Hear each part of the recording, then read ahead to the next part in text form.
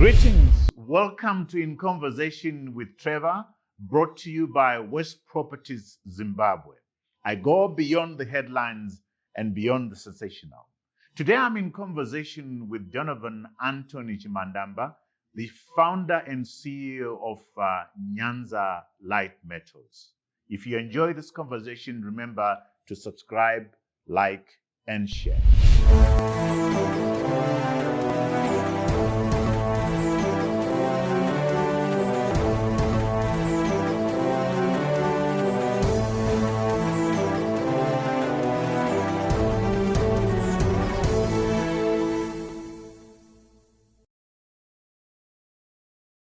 Donovan, welcome to In Conversation with Trevor. It's a pleasure to be here, Trevor.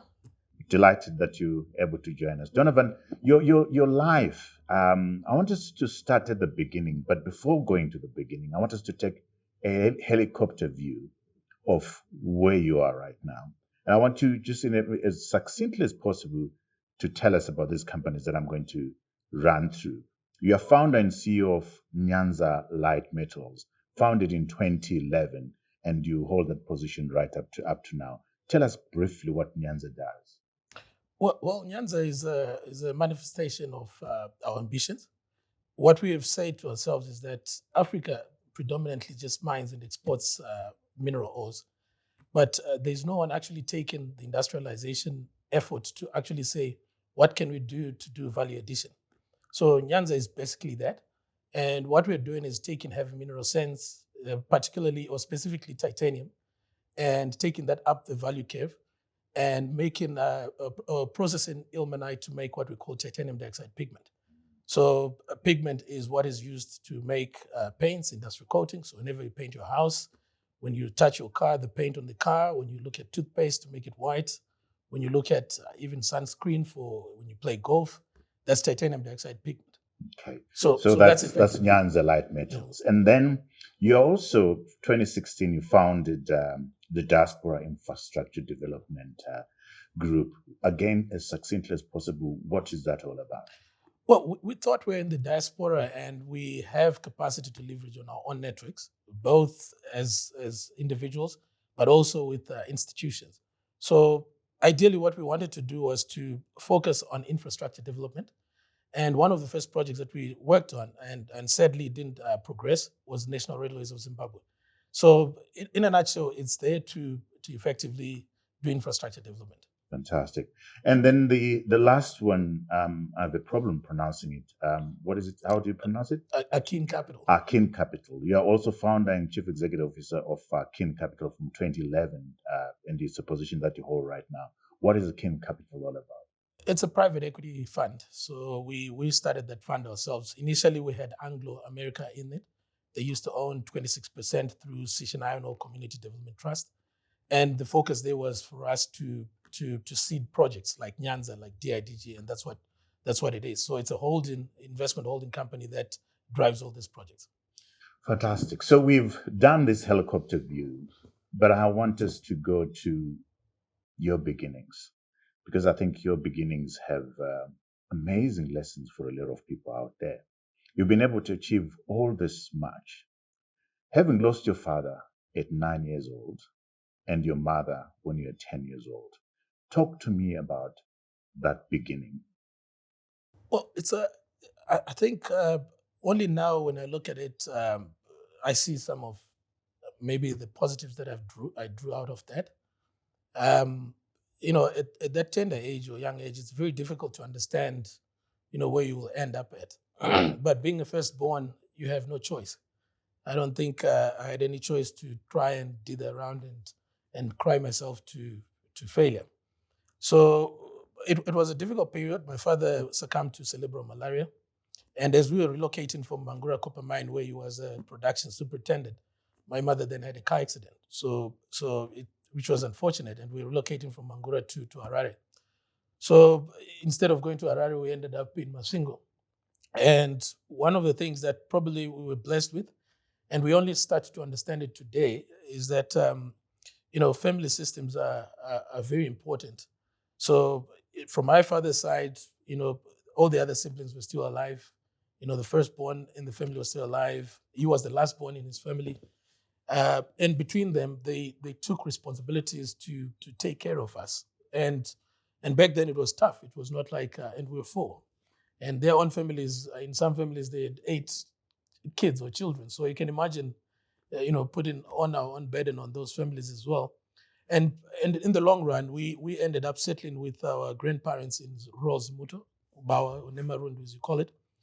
And while at the time it seemed like we've been, sort of like relegated into Back of beyond. and in Zmuto and heading cattle, we learned a lot of life things that today actually probably guide how I approach life. So with my grandparents, you learned the community aspect of one cannot be full when the other is hungry. Um, we move as a group. You don't move as an individual. And that material things in life sometimes probably are distractions to your ability to actually see beyond. And having been born wealthy, kind of okay, and then all of a sudden in the abyss of life, you appreciate that material things are just material. They can just vanish overnight. So those things probably later on in life, even when I was faced with hardships, I was able to to push aside some of the things that people today might think are hard. But there are tougher things in life than just lack of material things sometimes. So we learned quite a lot from my grandparents and my grandfather. Funny enough, he worked at NRZ, and you always used to joke. I used to share a bed with him when he was much older, and he would say, "Don't worry, Mzuguru," because you could see I'm thinking while others are in Harare. And you say, "No, don't worry, Mzukuru, your time will come. Just focus on your books."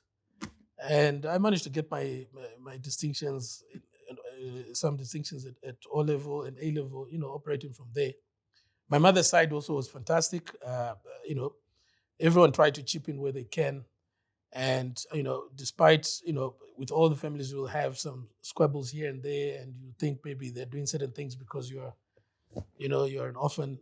But then later on, like now, when I reflect back, I realize that they did more than what possibly I can do today for somebody in my situation then. There are certain instances where you've got 3 siblings, hey? Yeah. Where are they now? What are they doing? 2 of them are here in South Africa with me. One works with me. The other one has got her own little business she runs. The other one also, she works in marketing. She's married. She's in Zimbabwe. Fantastic. So everyone has sort of like kind of found their way, but yeah. The point I was trying to make is there are people who walk around blaming their past for where they are. People walk around with crutches of, I don't have a father. I'm an orphan. I'm not educated. This is where I am. With your experience, what's your response to that kind of attitude? It is a very sad situation, and I can actually speak to my own siblings when it comes to that, because it took them quite a long time to get out of that, sort of like crutch, or everything almost was like because we're an orphan. My advantage was I was the firstborn, so I didn't have any choice or option to actually worry about those things. But it took a toll on my siblings and I think to some extent they never reached their full potential because they spent quite a lot of time, crying or in that space. And what I can say to people in a very bad space or in a dark space is that you have to find a mechanism to stop asking yourself questions about the dark space. You've got to find yourself immersed in the future, in what you aspire to be. And if you can load sort of like have your mind 90% of the time just talking about what you want to be instead of the misgivings or the misfortunes that you're facing, it is easier to because you end up being a result of what you think. What you think is what you become. So how have you dealt with that yourself? Because you have a double burden in a way. You have to lead yourself in that space to try and avoid going to those dark places. You have to provide support for your siblings to not to go to those dark places. How do you deal with that double challenge yourself? How have you been able to do that? What advice would you give to people out there? I haven't been perfect, Trevor. It's very hard, and it's almost, you construct solutions on the go, and they evolve as you engage with the situation.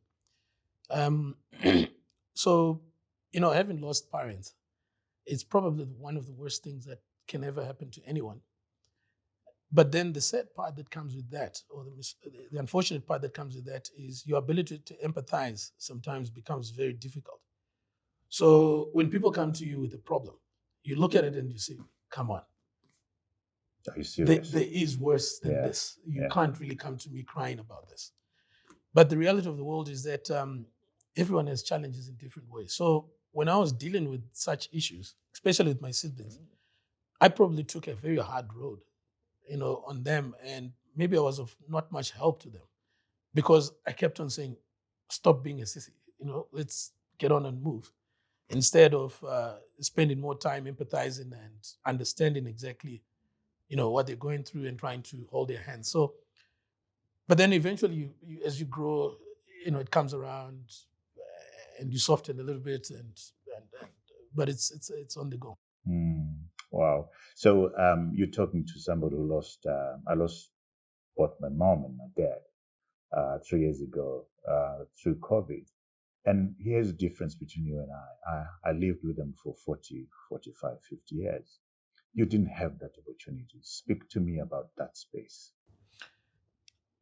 I was 9 when I lost my dad, and I've got few memories. It's quite a bit, but I've got a few memories. And my youngest sister was 1 year old, and has no memory at all of what. And when we lost our mother, she was 2. So it's you hold on to the few memories that you have. But then if I look at your story, when you say, you at least you live quite a bit of your life with your parents, and it's still sad to lose parents, and I think it's even worse when you have so much memories because your life is actually it's almost entangled in a your life is has been built up around having your family around. So I think you can't say because we were younger is different to. In fact, you might have more painful feelings because you have more memories than we have. It's deep, isn't it? Because the way I look at it and the way that you look at it is essentially dealing with two different things. So maybe we can't compare them. But anyway, let's leave that painful space. But I think there's a lot of lessons for a lot of people out there. And I want you just to go there because of what you've been able to achieve. And I want us now to go to the companies that you've been able to start and run. Then we'll go later on to look at your choices as to what the education that you went to. Let's start with the big one, which is Nyanza Light Metals. And I want the vision from you. What's the vision, and where did the inspiration come from to start Nyanza? So I think it's in terms of aspiration and vision, it's connected to a whole lot of different things around me. One of it was I felt that we have to have people in our generation that build things. One of the reasons why I did industrial and manufacturing engineering was purely because I just aspired to be a person who builds manufacturing things. So that was in me. And fortunately, I worked through my career where I went through engineering, manufacturing, ran operations, then moved into investment banking, then ran a fund, and then came back to my passion. So Nyanza was born out of just saying, we as Africa, I mean, if you take titanium, what we're looking at, it's mined and exported at values as low as $200 a ton. And then we import back titanium pigment, which we use in paints, at $3,000, $3,500 a ton. So if you look at Africa, I mean, Before you go there, I want you to help us with your line of products. Line of what products. yes, what are these line of products, and then we can go into the value addition and what comes out of it. It's called titanium dioxide pigment, primarily used in making paint. So 40 to 60% of your paint is pigment. So we're just the product behind paint. So when you look at your architectural coatings, which is when you paint your house, inside or outside, when you look at, so we call those decorative coatings. If you look at industrial coatings, which is for your ceramic, if you look at your coffee mug, look at plastics and papers being painted white, that's titanium dioxide pigment. You look at your car, that's pigment. If you look at toothpaste, that's titanium dioxide pigment. If you look at milk, for it to be white, I grew up in the rural areas and I know very well that the milk was never white. But you come to Woolworths and you find milk white. And you ask yourself, how did it become so white? It's titanium dioxide pigment they used to whiten the milk. So it's used in a wide variety of industrial products that touches every day when you wake up. Makeup for the women. That's titanium dioxide pigment. So everything we touch and we move, your clothes you're wearing, for them to have color, the ink that they use in the cotton, that's titanium dioxide pigment. So when you start looking at some of these industries and you go to the DuPonts, the BSFs, they're turning over billions of dollars, and you wonder in what? But here all we know is heavy mineral sands mining. We know lithium mining. We know copper, but we are nowhere close to where it actually touches us in real life, and the value gap there is huge. And that's all we're just trying to say, that for me, my legacy. So you are in that value gap. Yes. Is that what you're saying? Okay. And you do it all here. Where do you do your manufacturing? So in Richards Bay. So we're in the special economic zone in KZN. We use locally mined or regionally mined ilmenites, which is titanium dioxide bearing mineral ores, and then we put it through a chemical process. And out of that process, we precipitate and make titanium dioxide pigment, treat it, and that's what it is. And 85% of that, it goes into the global markets. 15% is for local and regional consumption. And you're saying at the present moment, you are employing, or rather at full potential, 850 people, indirectly 1,200 people, all based in KwaZulu-Natal? So we're going through the construction period. It's going to take us about 36 months to get to the end. It's a $650 million project, so it's quite sizable. And with the US dollar rand exchange rate now going crazy, you're talking 12 billion rand, moving from 7 billion rands a few years ago. So at full capacity, we'll have about 846 direct, permanent, skilled and semi-skilled people. And then around that, we will subcontract things like engineering and maintenance, there's logistics, there's catering, there's other services around what we do. And even when we say 1,200, I don't think we actually reflect in the full numbers. But what Nyanza does is a typical catalytic project. It just stimulates the local supply chains. It stimulates the local communities and entrepreneurs, and they have something to you have a local economy that's created by around Nyanza. Yeah.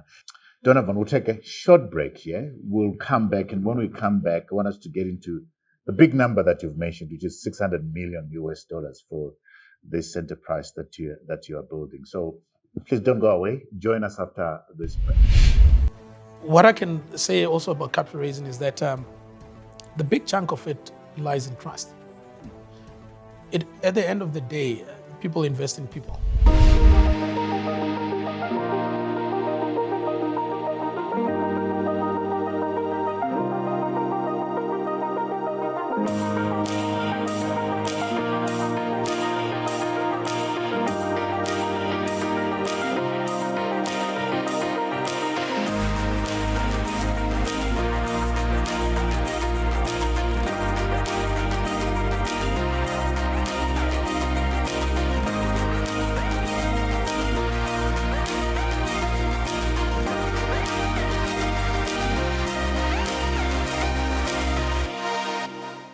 Welcome back to our conversation with Donovan Anthony Chimhandamba, the founder and chief executive officer of Nyanza Light Metals. So before we took a break, Donovan, we were just touching on the $600 million that you need for the mineral beneficiation and the manufacture of chemicals. How much of that has been raised? How much of that are you still raising?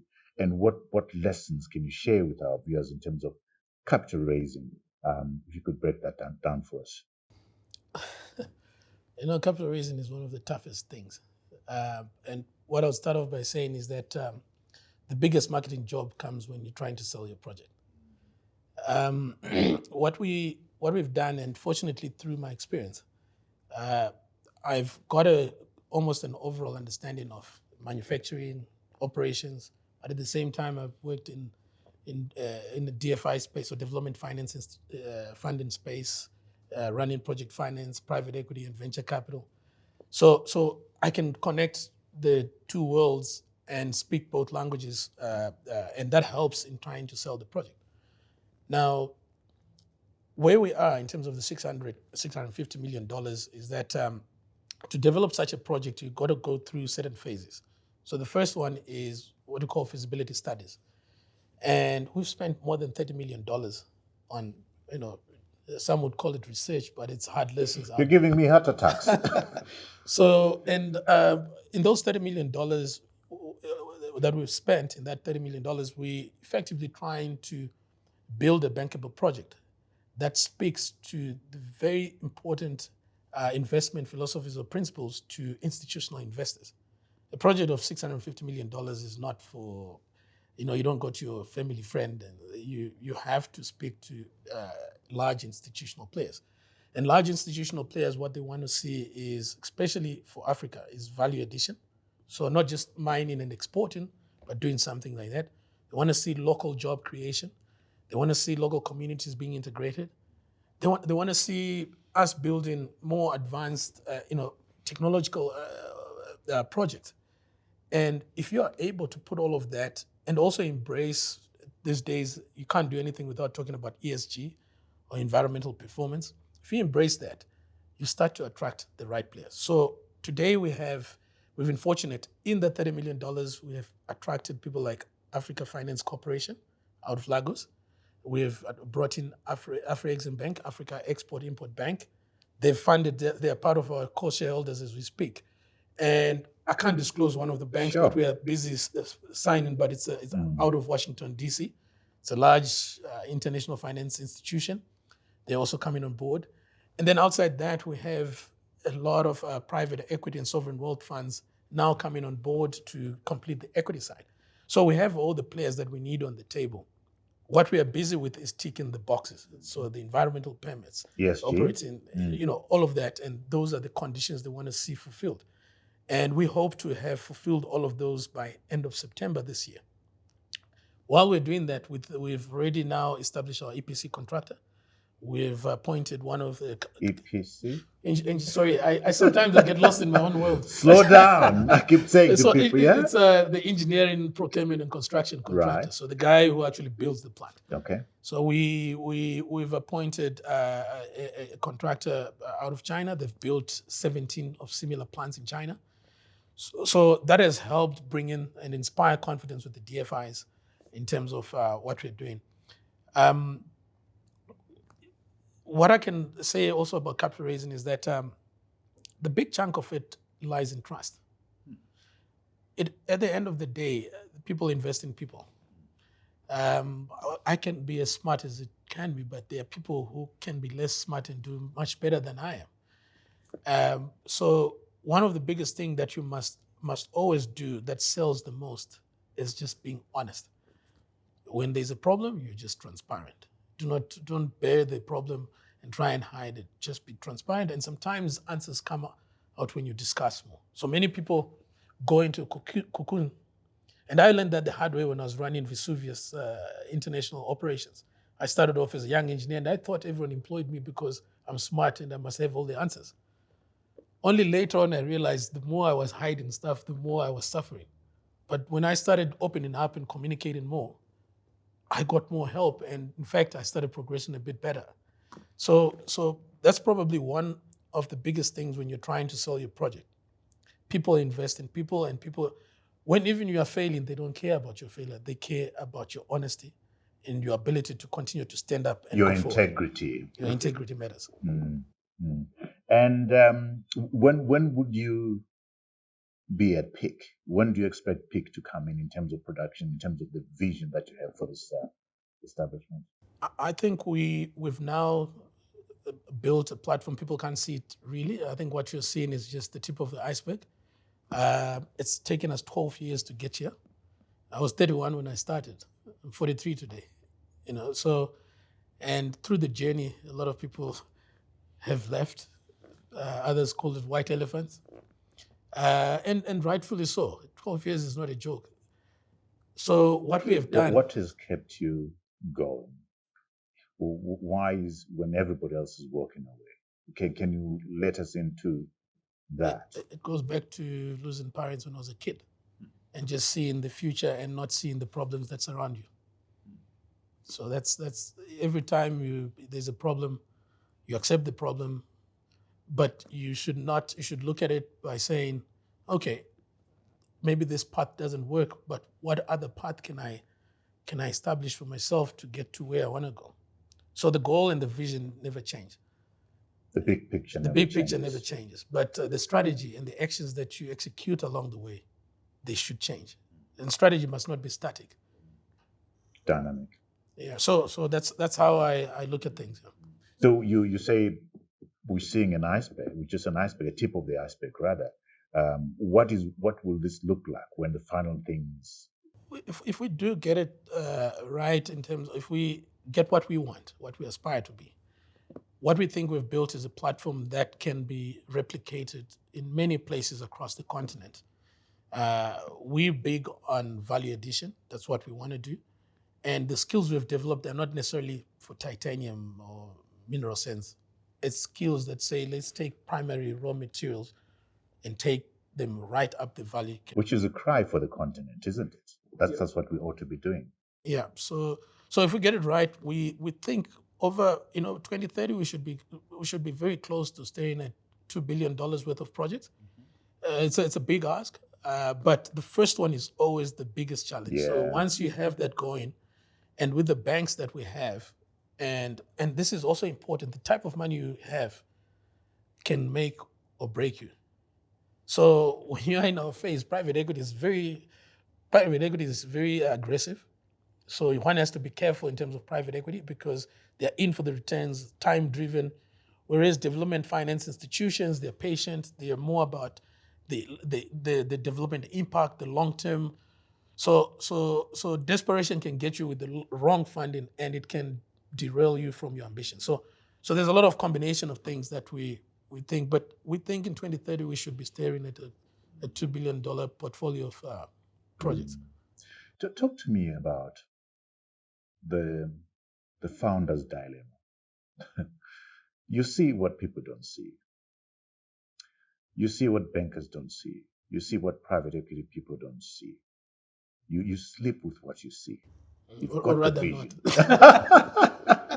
Or rather not. How is that space? How lonely is it? It is tough, Trevor. It is, the biggest problem that you have, it's keeping your team and followers inspired, energized, and believing in what you're trying to do. And it's easy when things are working. Yeah. But it's not easy when you remain hungry for too long. And I think Have you been hungry? Of course, Trevor. Okay. Metaphorically, but... No, I know. Maybe right now I'm hungry, but maybe that's a different story. But when you've been hungry, talk to us about that space. One thing I learned is never let pressure dictate the decisions you make.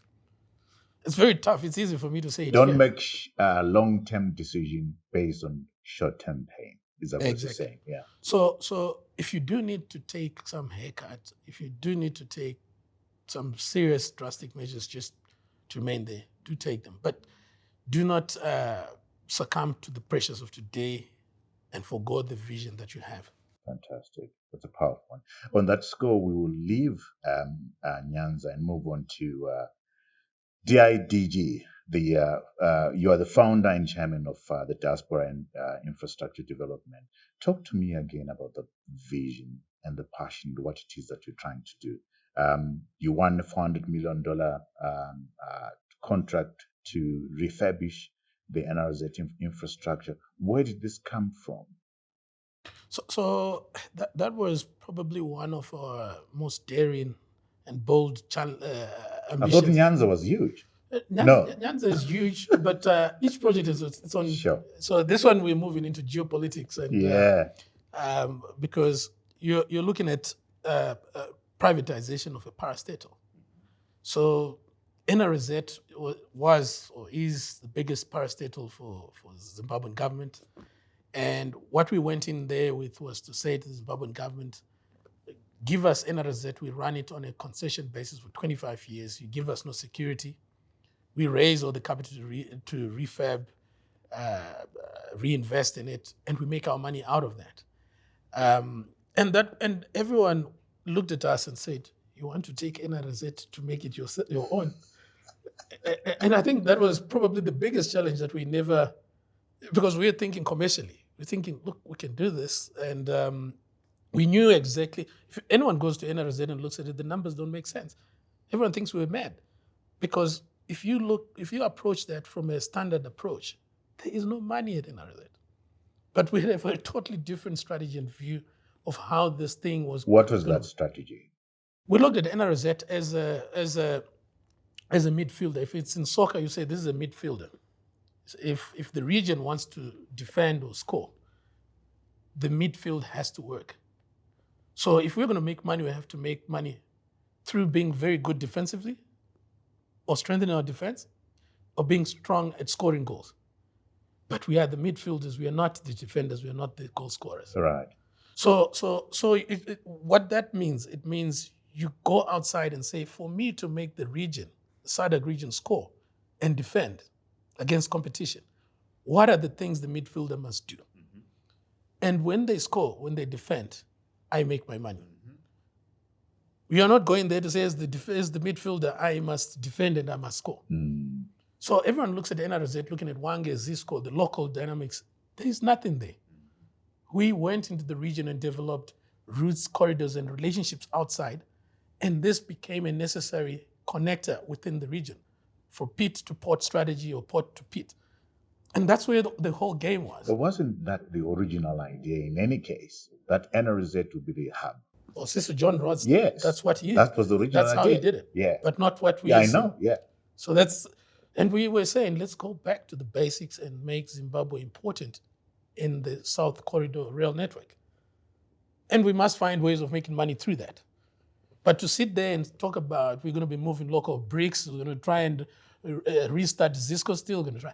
Those are all, they're gone. Those are industries of the past. And they're small too. It's you put in blinkers and you're limiting yourself. So talk to us about the pushback that you got. I think, when you start, you have to find. You're not trying to be diplomatic. It's all right. But I'll give it to you. Okay. Let me try my best. Yeah. I think first of all, no one wanted it because they couldn't understand. But it's like that proverbial thing where when there's something lying on the floor, no one touches it. Yeah.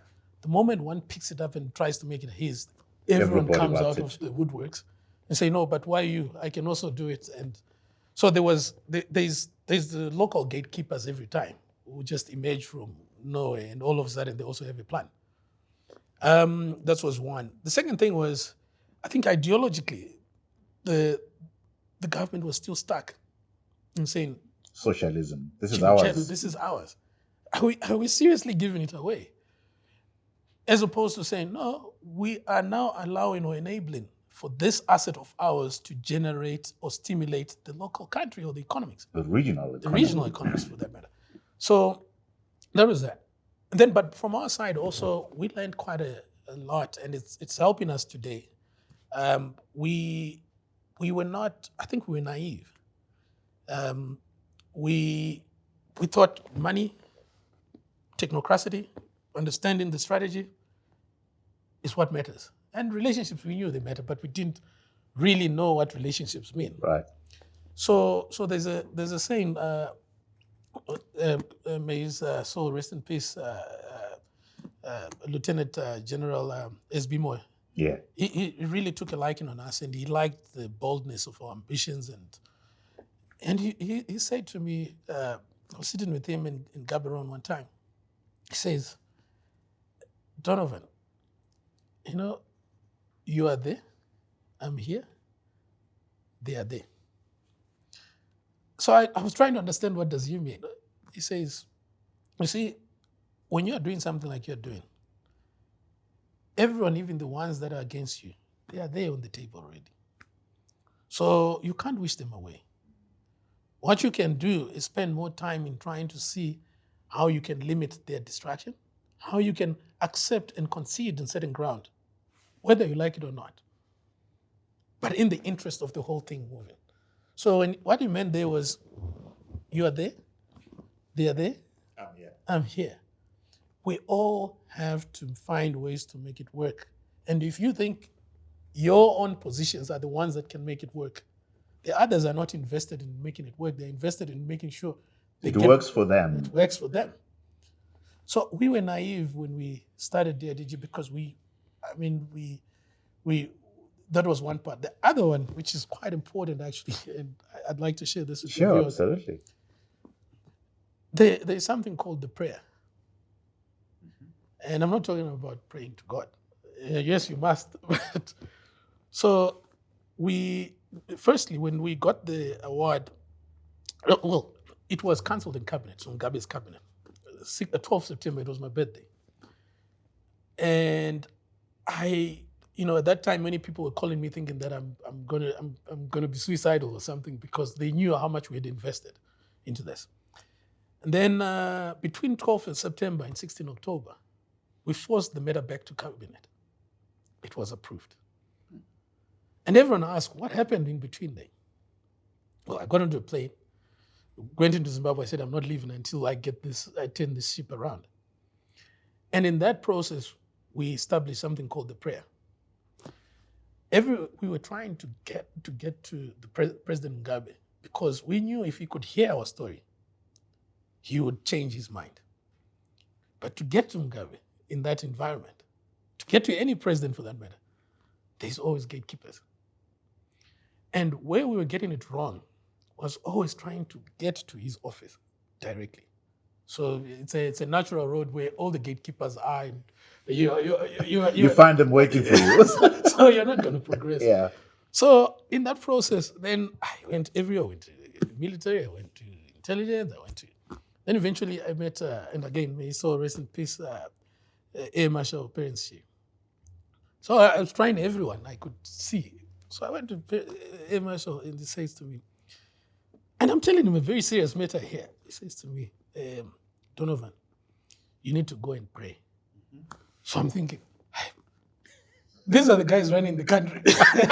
And I've just given him, I've just downloaded everything. This minister's doing this. And he's telling me to go and pray. He's telling me to go and pray. So, but with respect, I just kept quiet. I said, so he phones his PA. Can you give me father's number? He needs to go and pray. So I get the numbers and I leave. But my flight is at 5, and I'm trying to also see other ministers and people in between.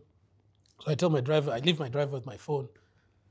So just out of respect and curiosity, I just said, look, I don't want Air Marshal hearing that I never called the father.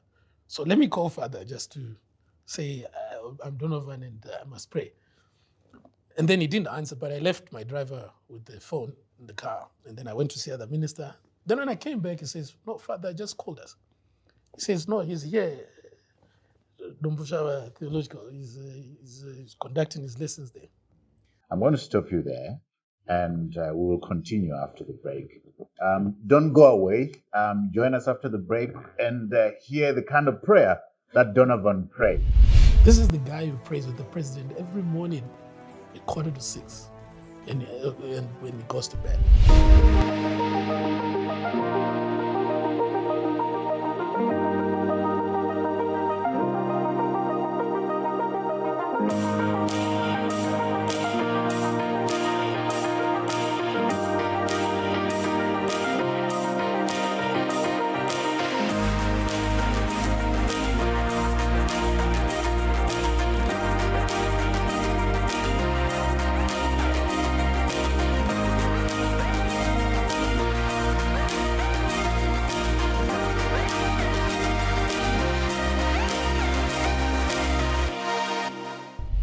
Welcome back to our conversation with Donovan Anthony Chimhandamba, the founder and CEO of Nyanza Light Metals. Nyanza Light Metals, let me get that right.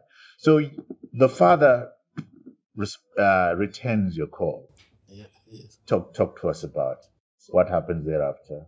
So my driver then says, "Well, father is in the avenues." So then I said, "Okay, let's go there." So I get there. Surprisingly, everyone there was expecting me. "Oh, Chimhandamba, you are here to see father." And I'm thinking, okay, hang on. Is my prayer that public that I need? It's been answered. So I get there and then we sit in I shall not disclose his name, but we sit in a open one of the open areas. He comes. He was conducting a lecture at some University of Zimbabwe, theological. So I sit there and then I start talking to him, and then I realize, no, this is not a prayer. This is the guy who prays with the president every morning at 5:45, and when he goes to bed. So what Air Marshal Prince was saying, for your story to get to the president, don't try and go direct to the president. Go and speak to father. Father is the only person who has a one-on-one conversation with the president every day without any disturbances. So father then says to me, do you have any letter that I can share with the president? Mm-hmm. That's when I realized that what a prayer means is sometimes to get to Trevor. Maybe don't stop phoning Trevor. Maybe phone his gardener.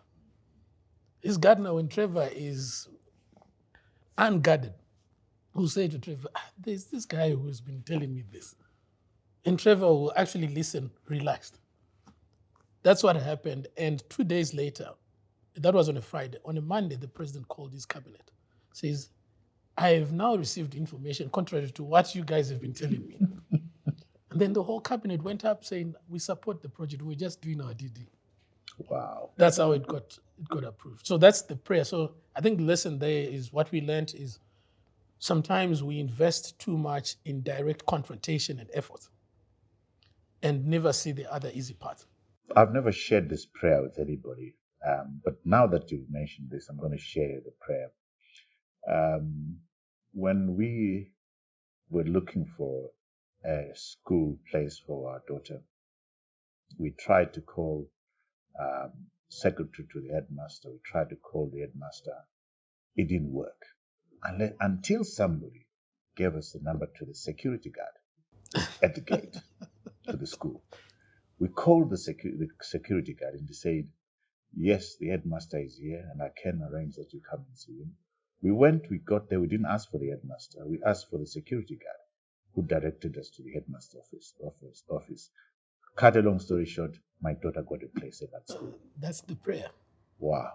So I call it the prayer because Air Marshal said, go and pray when you had a serious matter to discuss. But if I had been cocky or arrogant, I would have not bothered making that effort. Be humble. That's another lesson. Yeah. So where's the project now? So we, COVID happened. Once we got the contract, we delivered trains. We delivered 14 locomotives, 200 wagons. That was in 2018. And then a new minister came on board. Again, may he so rest in peace. Biggie Matiza.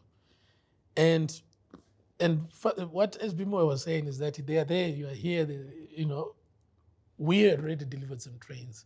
But when Biggie Matiza came, he had obviously other interests, in terms of maybe how he wanted to look at NRZ. And from where we sat, he didn't believe that DIDG had the capacity. He was stuck in the mind that this is a project that must be done by large internationals. But what he couldn't see was that the banks were willing to were backing us because they understood our strategy and they felt it is totally different to what the Transnet of this world or the major players are putting on the table, because people were looking at Zimbabwe. We were looking at the region. What about the allegation in response to this, that the trains were of the wrong specifications, one. Two, that you had fallen out with your partners who were Transnet or whatever. Do you mind responding to those two allegations? No, sure. I mean, the first one is a funny one because the trains, we brought them there. They were sitting in Blair Shanting Yard. So people were saying they don't fit on the rail, and yet the trains were outside. I mean, did we fly them in? So that was one of the allegations. And then obviously there was derailments elsewhere, not even our trains. But those derailments, everyone would just say those trains coming from, and derailments was a reflection in terms of the state infrastructure or where the infrastructure was at.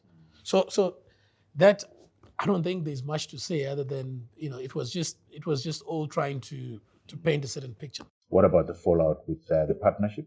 Now the fallout. So this is something we also learned. So Gabe leaves.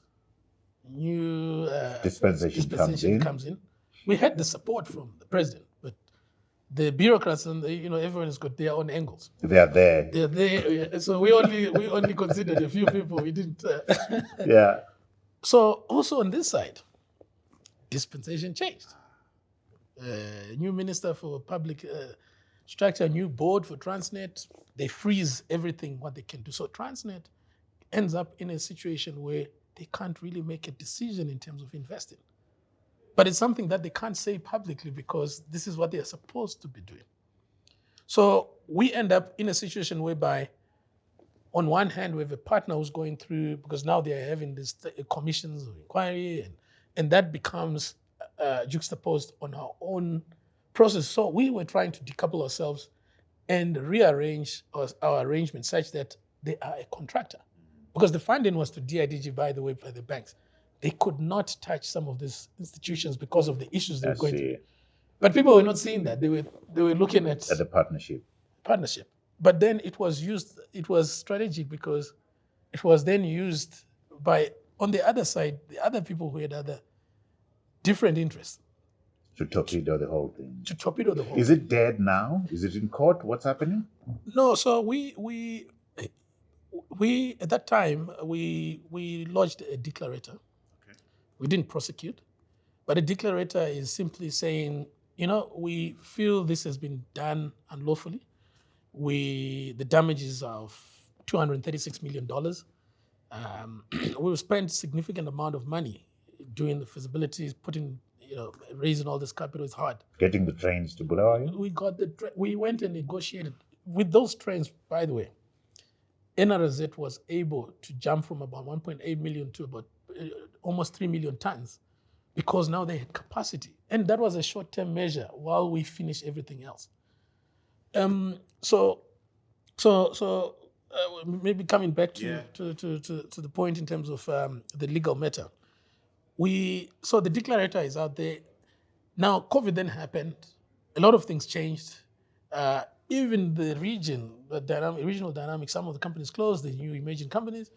So where we are, we've said this publicly to even the government, we don't believe that anyone can run NRZ while in court or fighting with the government. It never works. So it is not in our interest to have this litigation. The macroeconomic setting has changed. We are happy to do anything that allows them to progress. And we still believe in our own capacity if we're given the chance. But what we will not do is to put that amount of effort that we put in without certain clarity in terms of the path that we'll take. Because we've done that. We've exhausted a lot of people's resources. And, and most of the players are now so focused. And the same banks are the banks that are putting money in Nyanza. Well, we wish you all the very best. In any case, there is no doubt that the country and the region needs a working NRZ. And we hopefully there's going to be some closure to this matter. Let's move on now, as briefly as we may, to how do you pronounce it? Arkein? Arkein. Yeah. Arkein. Yeah. You are the founder and CEO of Arkein since 2011. Just what's the idea? What's the motivation? So it's simply a platform where we're running funds. So we managed Anglo's Community Trust Fund, which had about $1 billion worth of assets. and we were investing on their behalf. Anglo owned 26% of Arkein, and then we bought them out in 2015. And the whole idea behind Arkein is to give us capacity to package, raise capital, our principal investment. So that's what it does. So you'll find the resources working in Arkein. Now they are less so much about fund management. They are more so about getting Nyanza in the projects we're working towards. So the focus is on Nyanza at the moment. The focus right now is we're putting everything we have towards Nyanza. So let's proceed now. Interestingly, you started as a graduate trainee at Engine, and then you moved on to Group 5. When you look back from being an Engine petroleum graduate trainee in 2003, 2005, what to you were the key milestones into the person that you've become now? I think there's a few. First job, you really don't know much. You for some reason you believe you know a lot. You get into positions where you are exposed because you've taken something that you are not. And it happened to me a couple of times at Engine. I remember managing to convince the whole entire senior leadership to present a paper on changing maintenance strategy and philosophy, something I had just done in university as a project. I remember halfway through the meeting, I asked myself, what the hell am I doing here? Because I could see I lost everyone in the meeting and conversation. But out of there, what everyone saw was a young man who was ambitious and would not be scared to fail.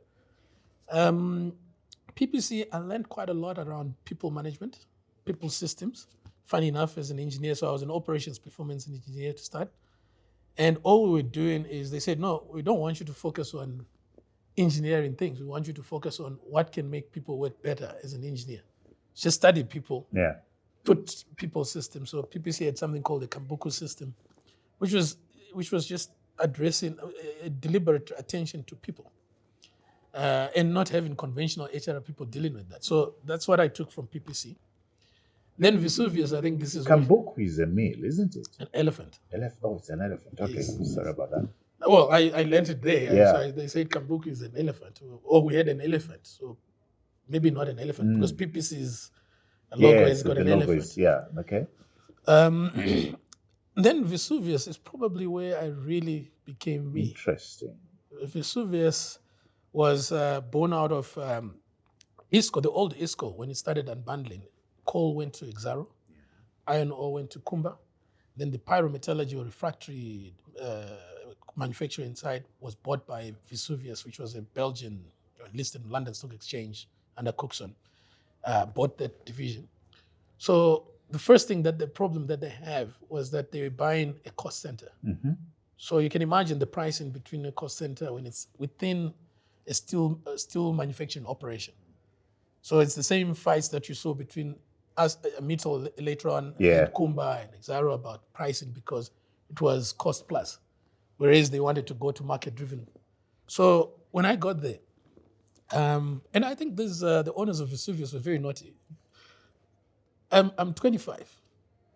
They appoint me as general manager with about over 400, a general manager for manufacturing operations, with over 400 people under operations, with 6 different plants across South Africa, most of them in Olifantsfontein. And I remember my interview was during dinner. They said, we want to turn around this operation. So I give my normal, engineering, industrial engineering presentation about turnaround. I've never done all this stuff. So where are you getting it from? Well, in the books. Okay. So and then you throw in a little bit of experience here and there, but quite frankly, I had no experience. So I get there, and now they start saying, "No, okay, we need to reduce our operating costs. We need to reduce our headcount." And they compare you to an operation in China and India, and you see the numbers, and you say, "Wow!" But the gift of the gab, you say, "No, I understand. So we'll do this." You talk yourself out. 3-4 months into the job, I'm struggling. I can't even come up with the numbers to retrench. They say, so if what we employed you to do, so I'm in Belgium having a steak in some restaurant with the guys. They said, give us some update. Where are we structuring turnaround? So they say, so if you're telling us all of these things you can't do, which you were telling us you can, so maybe we must start by firing you. And you're in Belgium. This was a guy called Jake Anderson. He's a brilliant man, short guy, Scottish guy, but brilliant man. Says maybe we should start by removing you. Maybe you are now the problem. So I'd never finished my steak there, and they continued with life like nothing happened. Then I fly back. I think I became a little bit. That's when I started getting out of the theory and starting to deal with the real issues. And that's where I rolled my sleeves. And a year later, with my other colleagues, we turned around the operation from loss making to some profit making. What did you learn? The hard choice is about you have to, regardless of the relationships you have with people, when you're running a business sometimes, you have to look beyond the person and look at the hard facts that's required to make the thing work. And that comes with very tough and personal. I remember even one of the guys that were retrenching holding me by the collar, a big Afrikaner guy. Wanting to beat you up. Wanting to beat me up. So and because they've only worked at that operation for 30 years. But you're telling them to go. So it was and I started getting into numbers. Whatever I do, I'm very hands-on. And I always say, strategy lies in action, art of action. If you want to know what I'm trying to do, see my footsteps. Because a lot of times people are up there.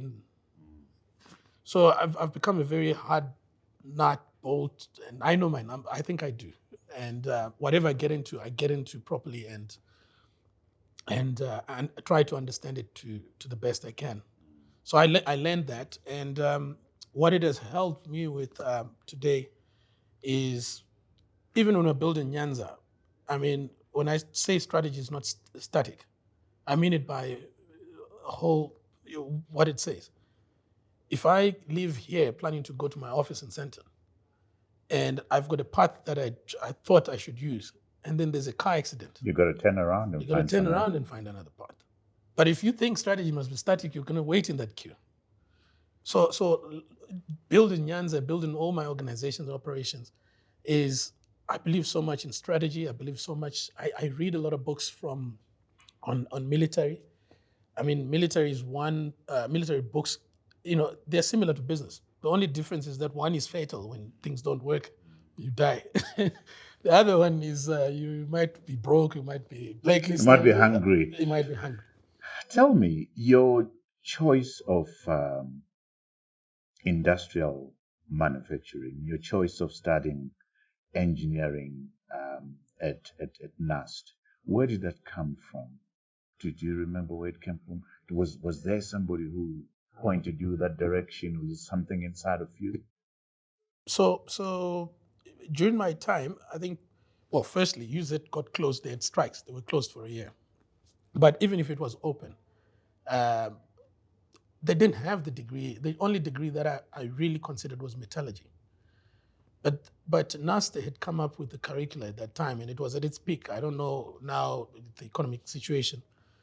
And NUST had this program that actually spoke to, because I said, I don't want to be a specialist engineer, to be mechanical, electrical, chemical. I want to be able to put all of this together and produce an output, not become a specialist. So when I saw the industrial and manufacturing, it was a no-brainer. No one in my family or history knew about that degree. I just took the great leap forward, and I took that. And later on, I had to augment that with an MBA from Gordon Institute of Business Science, which is part of University of Pretoria, which helped just close the business acumen and understanding. But with industrial engineering, I think I can walk into an engineering or a technical discussion. But then what I've found interesting having these conversations is discovering amazing people that have been produced by NAST. What's your assessment of what NAST did for you? It is more about what it didn't do. What's that? It didn't give you the luxuries you got at UZ. Right. You had to, there was no accommodation, no residency. You had to come there, you got to figure out where to stay in Blue Whale. Interesting. But you have to be in class at 8 o'clock. You got to find food, you got to cook. We used to laugh at each other. Others were called same age boys, meaning carpenter, because they'll be eating matemba, for... So it made you independent. So what you would get from a NAS graduate back then was resourceful people. So it wasn't about the intellect. It was people you can employ and will be resourceful to make it work. Wow. What has life taught you about you? I don't give up. You don't give up. I move from failure to failure, and it's okay. It's okay. And when you look back, Donovan, you've spoken about your grandparents. Are they people that have held your hand, pointed you in the direction that you want to honor as we close? I think there are a lot of people, and I'll not do proper justice, but I would say my grandfather said a lot of calming words to a broken or healing heart, after having gone through what we went through. My grandmother was just there. She was more than a mother. She, love, pure love. I think grandparents always have unconditional. That. Unconditional love. And then my father's brothers are quite, the late JB. I remember sitting in the maize field, talking to Rajbage and stuff, and sitting there. And he had a way of knowing what I'm thinking internally, but he would find ways of drawing it out. And he was brilliant, father, uncle. And the remaining sibling who's still alive, who celebrated his 80th. He is, he's not there to profess solutions, but he's there just to support you. And you always get this feeling that you've got somebody. So, and then I've got on my mother's side, 3 of my mother's sisters are still alive, and my mother's brother. Every day, when you're feeling like giving up, what re-inspires me is the way they're looking at my progress. They don't see the problems. They see where I've moved from to where I am, and they think where I'm trying to go is to be even easier. So all of them play different, with their imperfections, but they've played a great role. But my grandfather remains, the words always are in my head that your time will come. Any teachers that have meant something to you? Teachers? Yeah. I was a stubborn young man in school, so I don't, some teachers might not, I don't have good memories about me. I get the sense that you're still stubborn. I get the sense that you're still stubborn. No, I think I just didn't have a place to channel my energies. Yeah. Your story is, it takes a village to raise a child. Because your uncles, your grandmother, your grandfather, and everybody else, and all looking up to you. Donovan, what an amazing story. Where do you see yourself in 10 years' time? I think Where do you see Nyanza in 10 years' time? Well, Nyanza is easy. That one I can answer very easily. Myself, I think that was a very interesting question. Okay. Well, let's start with you and then Nyanza.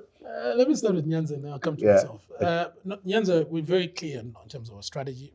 We're an industrial company building a diversified chemicals business. We think we can hit $2 billion worth of projects by, at least in pipeline, real pipeline, not wishy-washy stuff. By 2030. We'll get this over the line. I think the rest, and we're already having conversations with the institutional investors around that. And that's what attracts them to us, because they say, no, we don't want to put all of these resources just for a one-trick pony. We want to build this as a core competence and a platform to do many. Right. So Nyanza, we think we'll be able to do that. And we already set up a satellite office in the United Arab Emirates. We're thinking global. 85% of what we make is sold into the European and Asian markets. So we're already present in some of those markets. I mean, right now as we speak, we co-partnering and exhibiting at the European Coatings Show in Italy right now. So Nyanza, we have a clear strategy. I think we just need to focus on those strategic actions and change where we need to, but heading towards that. And Donovan? Yeah, that one is a bit more challenging. I mean, what I aspired to be a few years ago and what I aspire to be today have sort of like changed. Okay. In the past, I think the guiding policy has always been that what I want to be is a person who's able to influence change for the betterment of the people. Right. So I guess that still remains as a guiding philosophy around the big picture. What I want to be. Now, again, like strategy, maybe what I thought would be the best way to influence that and what I think today are two different parts. So I think if I do well in building this legacy, I think I'll be pretty well positioned to help change things for other people. Fantastic. We wish you the best in that dream.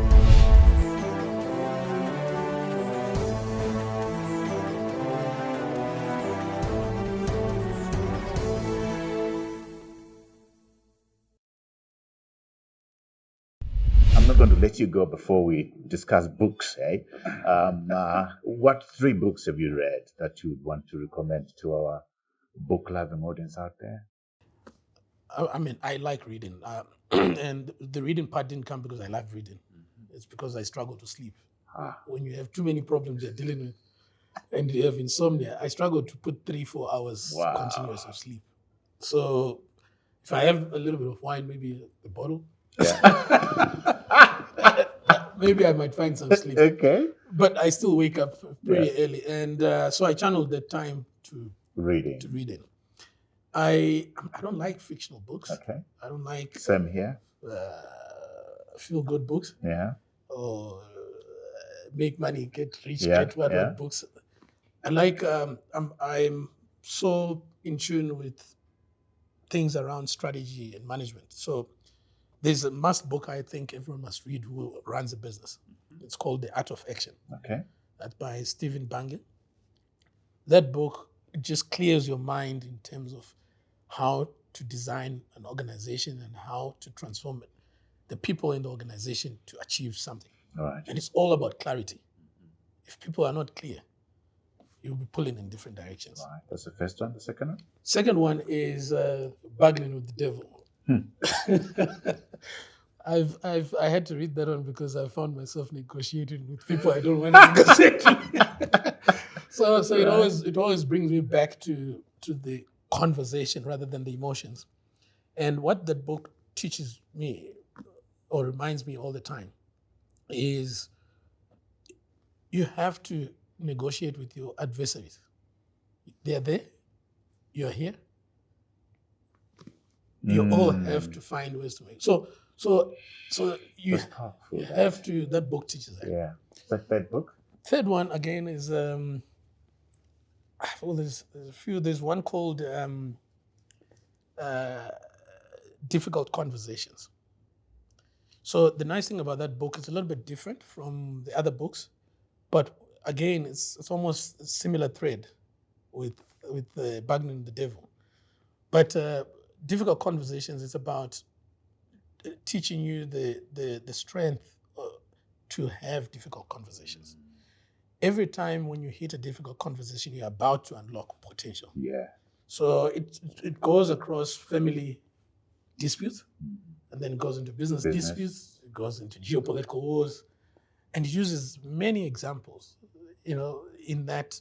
But what it teaches you is that how the art of a conversation with an adversary, you must always never leave the table. You must always negotiate. And then the other books, similar threads and stuff. Those 3 books are amazing. Mm-hmm. Donovan, it's been a pleasure talking to you. I tell you, I'm drawn to people who build stuff, who make things, who are passionate about their vision like you. You've been pushing this thing for forever, years. 12 years. It's still happening. Mm-hmm. We wish you all the very best, and we looking forward to, like you said, it's not going to be a one-trick pony. There's going to be lots of them around. So you have our absolute blessing for what you're doing. We wish you all the very best. Thank you, Trevor. Thank you. It's a pleasure. Allow me to tend to our viewers who are all over the world. Remember, we are a weekly show. We are out on YouTube, 7 a.m. every Monday, Central African time. To ensure that you don't miss out on any of these quality conversations, please remember to press on this red button and subscribe, like, and share. We've built a website where our podcast sits for your listening pleasure. We view your comments, your suggestions. We love your suggestions as to who should be coming onto the show. Keep them coming. We read your comments. We thank you for those comments. Until next time, cheers to you all.